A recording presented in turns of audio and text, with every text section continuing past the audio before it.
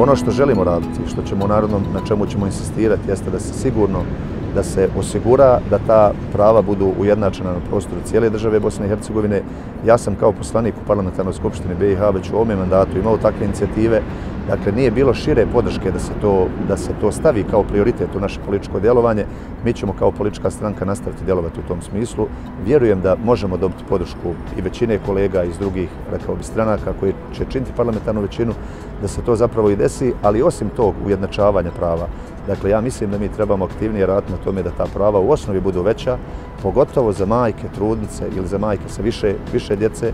Dakle, ona trebaju biti veća i kroz duže porodiljsko odsustvo, ali isto tako i kroz porodiljska primanja.